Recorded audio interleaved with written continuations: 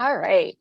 Welcome to Tapping into the Power of Part-Time. I'm Linda Guild, the CEO of Talented Alliance of Part-Time Professionals. Today, we will learn from Jenae, who successfully made the case to transition to a part-time position. Jenae Lyn believes that heart and hustle are the keys to life. She practices courageous communication and brave authenticity. She believes in the power of unapologetically stepping into the life you desire, and she encourages others to do the same, be it in their careers, their businesses, or in their relationships. Welcome, Jenae. I'm really excited to talk to you today. Linda, I'm thrilled to be here. Thank you so much for having me. This is going to be fun. So I'd love to dive in a little bit into your work background. Why don't you share a little bit about, your background, and then we'll get into some of the part-time stuff. Cool. Absolutely. So I actually started working full-time when I was 19 years old, and I worked in a direct marketing company for almost 6 years, and then was laid off during, I'm trying to think of when that would have been, early 2000s. Something was happening. Or I guess that probably, 2010-ish, somewhere around there. And anyway, that at that point I was looking for a different position, and that was when I found LinkedIn. And LinkedIn was opening an office here in the Midwest. And so I transitioned. I was laid off for 2 weeks, and then I started at LinkedIn after that and started doing social support for LinkedIn, where I would help members in the community through social media. So if they were tweeting about us or talking about us on Facebook, it was initially me for a long time, and then a team of people that would respond back to members' requests. And I started doing trainings in the community, etc. From there, I was at LinkedIn for almost 10 years. And then I decided to take a different role at a company called Smart Recruiters, they are an applicant tracking software company who services a ton of international businesses. We actually, through our program, our customers hire over 1 million people a year. Wow, that's pretty cool. Yeah, we've got a really big mission to help people get the jobs that they want. And so, I'm really passionate about this. I'm also really passionate about part-time work. And so we can chat a little bit more about that. That's awesome. So what did you learn? I know you're still with Smart Recruiters, correct? Correct. I am. What did you learn from LinkedIn that you've kind of carried forward in some of what you're doing? Oh gosh. I mean, LinkedIn does such a great job of providing a culture of inclusion and belonging in a way that I had never experienced before. And so I really think finding how to create that kind of employee experience throughout our day-to-day interactions was the biggest thing that I learned from there. It was really tough for me to leave. In fact, I wouldn't have left if it wasn't for the exact opportunity that I was offered. It was a dream come true. That's awesome. And, so when did you decide that you wanted to reduce your hours and be part-time? Yeah, great question. So I moved to Smart Recruiters, and then I was working in my position for a little bit over a year. And this was also during the pandemic, and I had a lot of personal things going on. I had a lot of work was a lot. Thankfully, Smart Recruiters did a phenomenal job of supporting our employees through the pandemic, and made like a very bold statement in the market that they were not going to go through any layoffs. And so that was unlike a lot of our competitors. And that's amazing. Yeah. And so we were working, and we were busy because of what we were selling. Like we were busy. And so, but I was not, I did not myself have the personal tools, to manage like my mental health during all of that. I was really used to being outgoing, going out and doing things after work and stuff like that. And staying at home was not great for my mental health. And quickly I was deteriorating. And it came to a point where I had to say, like, I love my job. I love this company, but I don't think that it's a great fit for me right now. I have to focus on my mental health. And and that's what I did. I went to my manager, to our human resources person, and also to an executive in the company that I really trusted, and had those conversations with them, having no idea what the outcome was going to be. I can talk a little bit more about the conversations if you want me to, but yeah, initially I just knew for the first time in a long time that I really had to choose myself, and I'm really glad that I did. I think number one, kudos for you for recognizing that you needed to make a change, and feeling, so two things. One, feeling secure enough in yourself that you knew that you could talk to someone about it, right? Instead of just saying, I can't do this, I'm done, and walk away and closing the door, because it's scary. And kudos to your manager and the executives that you talked to for being open to the conversation and making you feel safe enough to have that conversation, because I think that safety and recognizing that there's mental health issues that go along with isolating people is huge. Yeah, it's funny you say that. It was just today, the executive that I'm referring to has become a mentor of mine. And I just sent her a note today and I said, like, you've changed my life. Thank you for the opportunity that I had with you. Yeah. And so anyway, yeah. So here's kind of how it happened. And I guess this really ties back into a learning that I had when I was at LinkedIn, is that build those relationships. Like LinkedIn has a value called relationships matter. Okay. And I've taken that with me since I moved to Smart Recruiters. I love getting to know people one-on-one and outside of what it is that we're working on as far as a project. And through that was how I built this relationship with this person. And basically I said, I knew I was at the point where I needed to decide something. And we kind of talked through maybe some potential options of what I could do, and then also how I should present it to my manager. Wonderful. And to our human resources person in a way that that was of value, not only to me, but also to the business, because it ultimately does come down to if it's a good business decision. And so I had drawn out, like, here are my skills. Here are ways that I think I am uniquely qualified to bring value to the business. And here are 3 potential areas. Because I'd worked there for a year, I had a pretty good idea of what was missing, or maybe where they were talking about potentially investing in certain things. And so that way I had the conversation and I said, here's 3 separate areas where I think I can provide this value. And I ideally would like to do it not on a full-time basis. So that way I can continue, so I can still stay plugged in, but I can continue nurturing what really needs to happen with me internally, and be able to do so in a healthy way that's beneficial to both of us. So did you do that in writing or just a conversation? How did, obviously you couldn't go in person because during the pandemic, I don't think you were going and knocking on someone's house, but yeah. So it was over Zoom meetings, but I'll tell you, I had everything in writing, and I practiced it. And then also because I am very much like, wear my intentions on my sleeve, my heart on my sleeve. I even said, I'm going to read a couple notes from this notebook because this conversation makes me so nervous. And I also understand that no matter what, there is a chance that we may part from here. And I had to feel really secure in that conversation too, because in their minds, this was a surprise to them. And so I had to be very secure in the fact that I was saying, like, I'm telling you, this isn't a good fit anymore, but I am saying, here are 3 places where I think that I could be a good fit. And so what was kind of the stages? Did you started with the executive as your mentor and she helped you work out the language, and then was it a dual meeting with the HR and manager, or was it in stages? How did that piece kind of work through? Yeah. So because of like what I was working within and ultimately where I was wanting to go, I'll talk about the part-time role that I've been in a second, but I actually went to our human resources person first. Okay. Because one of the 3 potential things that I brought up that I was the most passionate about, what would fall kind of in that realm and be of benefit to her too. And so I did also want to check and see from a logistical perspective, is this even an option? Cool.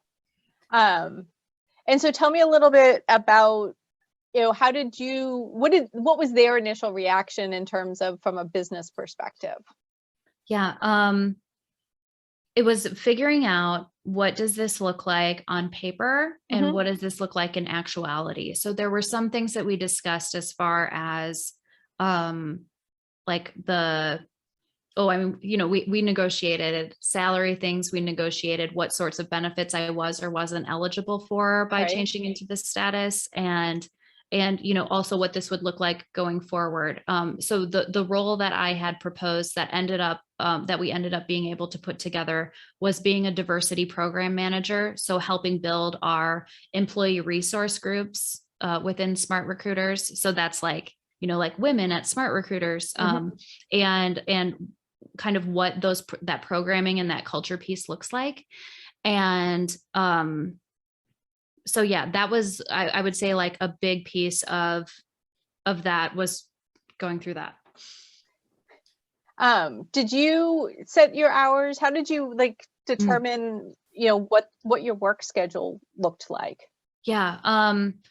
So we came to the conclusion that 25 hours a week was what we were going to do. And I had the option of deciding how I wanted those 25 to go. In my case, I had the option of deciding. Okay. And so what I decided to do was 5 hours a day, starting at Mhm. 9 o'clock in the morning. And then so for us, we're a very international organization. And so a lot of our overlap of our employees is in the morning hours. And Yep. so I did 9 to 2 You every had to day. think about it. Yeah, The five yeah, hours. right, yeah, and so I did that, and in full transparency, one of the things, probably one of the learning lessons that I'm taking away as well, is to be really cognizant of that and not taking then meetings afterwards. I have done a lot of that, but I'll tell you, I also worked in a role that I really loved Mhm. and it like really loved. And so that didn't bother me, but I was able to adjust and flex as need be. So like if you had a bunch of afternoon meetings, you might not work from 11 to 1 to compensate type of thing. Exactly. Yep, exactly. And for me, my manager that I reported to, our communication style, like we were very in sync as far as how we communicated. And so I would just give her a heads up and she was okay with it. And, like we'd gotten on the same page from how we were going to communicate about it really early and touch base on a consistent basis to ensure that it was something that was of value to her, of value to me as well. And that it worked for both of us. It's been amazing. And I mean, you talked a little bit about those boundaries. Did you find that it was harder for you to maintain the boundaries, or did you find that there was sometimes difficulty from coworkers? Let me actually back up a second. Did you have Yeah. coworkers that overlapped with who you were working with full time? So not directly, Okay. but So they but weren't used, you didn't have like people that were used to having you full time and suddenly you weren't, but you were, correct. okay. Yeah, That's for cool. the most part. But I would say because and not on a daily basis did I interact, but I mean, I would say because I was doing employee resource groups and things like that, I had a lot of interaction with other employees. And Right. so, yeah, there was a lot of time where they didn't know that I was part-time. But in my calendar, I would block off the hours so that way people couldn't, or they would pause before they would schedule over them. And so that was beneficial. I would say though, honestly, there's a lot of people even still there that don't really understand that I'm part-time, and that's okay too. I don't necessarily need to share it. Mhm. And so as long as I'm available within the time frame that they need be, I'm really good about communication. So if someone's messaging me, I will get back to them in what I deem an appropriate amount of time, um, and with certain priorities. So if it's a C-level person that's writing to me, I may respond in an off hours. But otherwise, I'm always getting back to someone within 24 hours. So we're Yeah, keeping conversations moving. that's cool. And what from going back to when you had the conversations about transitioning to part-time that you did with your manager and HR and executive, is there any piece that you would say to someone else that may be listening and says, hey, I love my company, I don't want to be part of the great resignation and walk away, um, but I'm listening because I'm like, ooh, how could I do this? Like, you told us how organized you were and that you came up with the areas that you thought you could have value. Is there anything else that you think someone, if they did this homework, it's going to help them a little bit. Yeah. One of the things that I really had to practice was how I was going to say that I would ideally like to be part-time, because that made me really nervous to say. And so how I positioned it, and hopefully this is helpful to someone else, is I said, right now, my experience of what full-time for me right now feels like is X amount of hours. Mm-hmm. And if that's the case, I would ideally like to move part-time. And here's the range of X amount of hours of what I'm thinking. And getting really comfortable in saying that. And then truly it was getting really grounded in the fact that there was a chance that they were going to say no. But knowing that they knew that my intentions were that I wanted to stay and I wanted to find a way to stay. I think that's the wonderful piece in this is, you and I chatted a little bit before we started, and I think that people in general don't figure out how to retain people when a change is needed. Mm-hmm. And yeah. So we lose that brain trust. And part-time for people may be what they need for that season of their life, right? It may be a year, it may be 7 years, Mm-hmm. it may be from the time they retire. I mean, everyone's going to be different, but how do we not allow that brain trust to go somewhere else? And it's very cool that your company, number one, that you did a pitch that actually gave them choices. Mm-hmm. So you didn't pigeonhole them. I think that's the other piece that you didn't actually pat yourself on the back for, is you did some research and said, here's where I can provide value. And it sounds like it allowed them to rehire for your position. So yes. You also realized that they needed someone full-time there. Yes, and you didn't actually put them in an awkward position, which I think we need to draw attention to, because that's a little different and that's cool. Yeah. Yeah. And the person who took my place is phenomenal. And she has the fire and spunk in that position that I wanted and that I wasn't able to provide. And so I'm so thankful for that. And yeah, I think it's a testament to the culture, and also to the relationships that I'd built, that I was comfortable enough to tell someone ahead of time, because what's easier? Avoiding the rejection and choosing to leave. Yeah. And there's nothing wrong with that. There's zero shame in that whatsoever. But hearing a no would have been harder, but man, I'm so thankful that I asked. It's interesting too, because I think that, and I'm a boss, is if we as the bosses don't allow that conversation and even sometimes recognize, like, hey, is everything okay? Mm-hmm. We probably do allow things to walk away, and because we haven't set, and again, I go back to that word safe. You yes. felt safe to have those conversations, and it's your ability to create connections, but it's also their ability to allow those connections to be formed. 100%. The executive, how all of this not started, because I was probably, to be completely honest, on my way out, like out the door, but how the transition point that happened, that I'm so thankful happened, was I was in a meeting, and the executive was in the meeting as well. And afterwards she pinged me and said, like, do you have a second to chat? And then when we got on one-on-one, she was like, I'm just touching base. I just saw your demeanor was different. I just want you to know that I'm here if there's anything that, I can be of help to you. And I mean, truly, that changed my life personally in those moments. And then also now has kind of changed my career trajectory. Like, I'm so thankful for that, like, emotional awareness to be able to, like, reach out. Yeah. And it's interesting because I think in this world of Zoom, when people aren't on camera, then you miss all of that, mm-hmm. right? As much as people can complain, I don't want to be on camera, and I get it. But you miss that, like, hey, this person's normally, and they're like, yes. And if someone ever hears this by audio, I sat really still.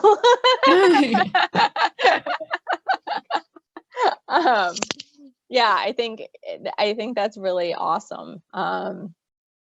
And I know that you've loved what you've done. Is there anything with that you talked about, that answering things after hours? Are there other things that you're such a go-getter. I mean, I can tell just by the amount of thought you put into it, the way you did you talked about the proposal and your energy. So my guess is you were kind of the driver behind a lot of how things got structured. And is that a correct assumption? Yes, I would say yes. And I think also I was brought in, like intentionally brought into the conversation too. Yeah, I would say by nature, I always want to over deliver and provide value. And so I knew that by them choosing to do this, like this was a really big deal. And so, and a really big deal for them and a really big deal for me. And so, yeah, I was flexible, but I also like who I reported to, she was great about also saying like, hey, I saw that you responded to this email late. I'm just checking, want to make sure everything's okay. Is the workload appropriate for, for what we're talking about here? Or were you doing this out of desire to do so late? Like, that's awesome though, that she's recognizing that. Yeah. Because, and that you also have a system that she could see that. Yeah. Because it's kind of easy sometimes to hide that type of thing. Totally. So what types of advice would you give to someone that you've, as you're looking at over, it's been what, a year and a half, 2 years? How long have you been in the part-time role? Actually just 6 months. Oh, just 6 months. Okay. Yeah. That's fine. It feels like the pandemic's gone on for forever. So I assume it's all, time is such a construct these days. It goes really fast and really slow. Yes. Yes. So what have you learned that you think that, either the things that you've done really well? You just mentioned something that I think your manager's done really well that, others can learn from and think about when they go to structure a part-time position. Yeah, I think building in the regular touch base of how things are going. So if that's something that's like not natural for someone to do, to have that in like your we would do weekly one-on-ones. So as a consistent item in your weekly one-on-one notes to say like, I feel like this workload is on par, not enough, too much, like it. And so just a consistent, quick touch base that's kind of automatically built in there. And I mean, you can package it with other things like, because I've done this, I've done exactly that, and also package it with like, how's my communication style with you? And so just some of those touch bases regularly to be building trust, I think was the biggest piece, like finding more ways that I can foster trust with the organization. Because they are giving me a lot of flexibility, and so I want to be showing up fully for them. And so how else can I be adding to that trust bank? I think that, you made a statement that is really important though, of, that touch base, like, is it too much? And the workload.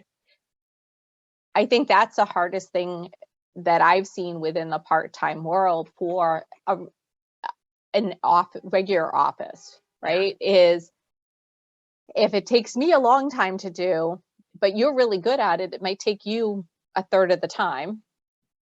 Right. Or because I'm really experienced with it, it takes me no time and you're going to struggle with it. And that not really knowing and wanting to be appropriate. It's a tough one.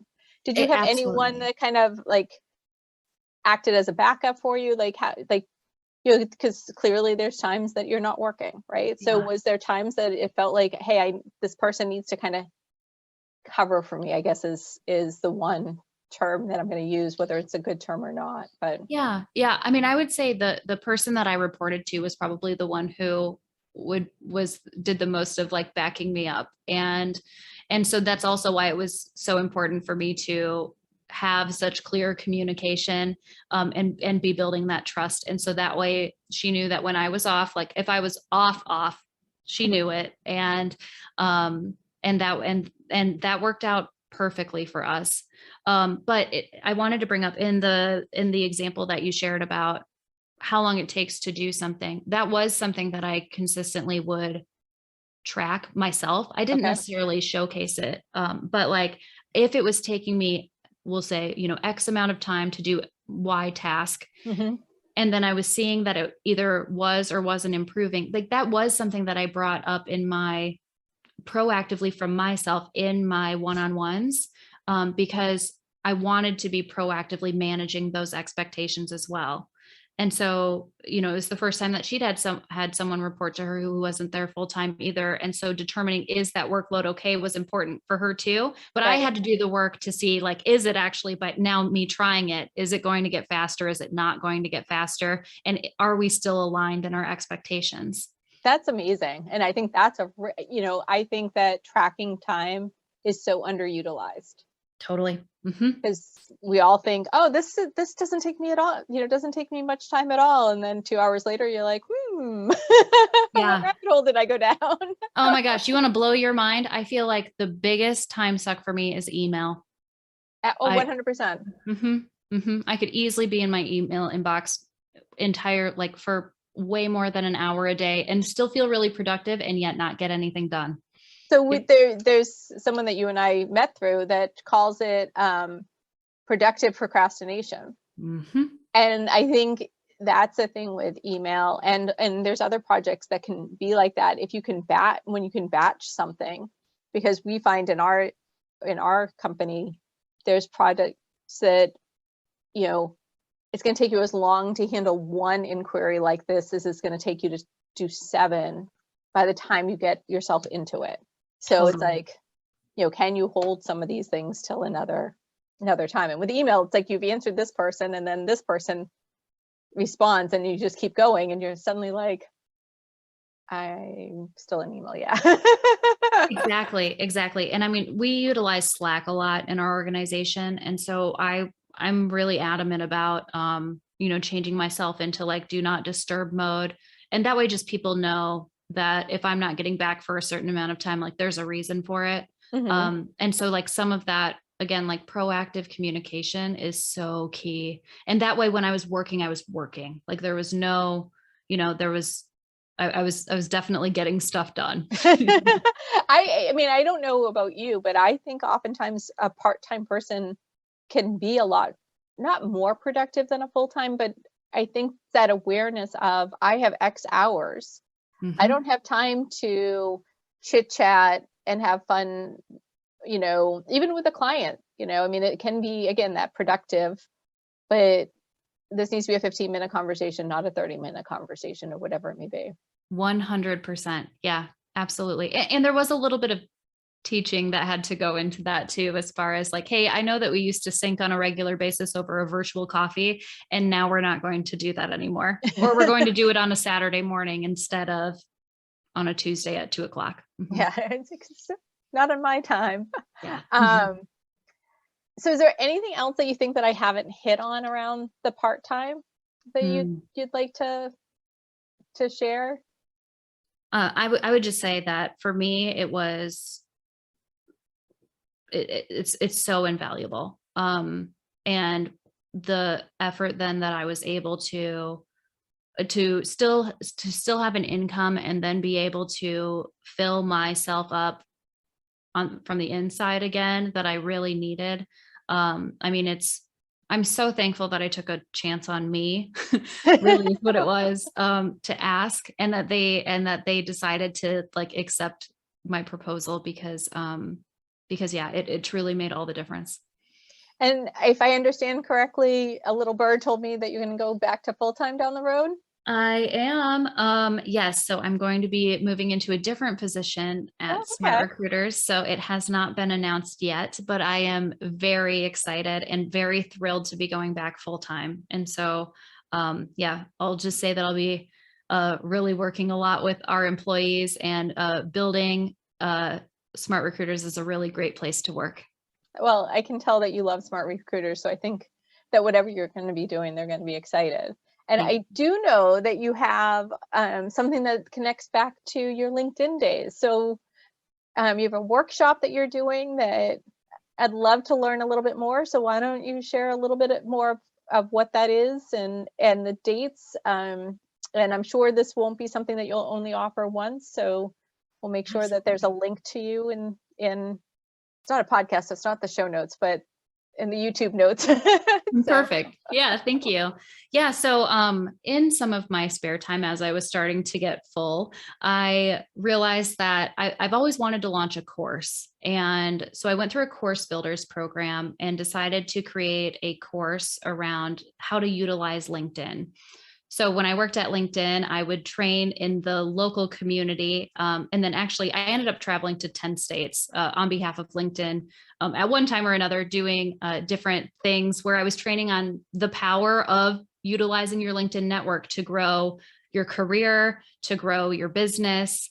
And I was really passionate about it. Here's the thing that I saw though. People would sit in the audience. I could see these light bulbs going off as to things that they wanted to change on their profiles. But I always looked at their profiles afterwards. And the amount of people who did not go back and then actually do it was a lot. And so what I've decided to build is a course. It's a 6-week course that's actually taught through Zoom. Okay. And so it's in 2 small cohorts is how it's set up this time. And I'm going to be walking through the same things that I used to be teaching, but way more in depth and more workshop style. So we're going to pause, work on some things, brainstorm some things, come back together. There's the accountability over the 6 weeks as a small group to really start implementing how you can. In the first week, we're going to talk about creating your profile as like a landing page, really like a living, breathing landing page. Yes, that's advertising you or what you offer. And then also like what your content strategy is going to look like is in week 2. Week 3 Explain is what you mean by that, because I think I might know what you mean, but that for some people that language might seem a little different. So great question. Yeah. So a content strategy, how I'm referring to that is like the status updates that you'll write on LinkedIn. So similar to like Facebook posts, but on LinkedIn, so more with like a professional feel. So what is the type of thing that you want to share with your network that's going to provide them value? And how often do you want to do it? Do you have kind of goals set for what you're wanting to do? And so that'll be in week 2. Then we're going to do it'll be kind of a break week in like an integration week where we'll get together, do some FAQs and kind of see where everyone's at because the first 2 are quite heavy. Then the 4th week is actually networking on LinkedIn. So let's say you have a profile, let's say you have a small content strategy that's simple and sustainable put together. Then how do you use the network? How are you adding new people, reaching out to them that doesn't feel weird or salesy, and then interacting with other people in their comment section to ultimately drive traffic back to your LinkedIn profile. And then finally, the last week is analytics. So how are you proving value for the time that you're using while you're on LinkedIn? That's awesome.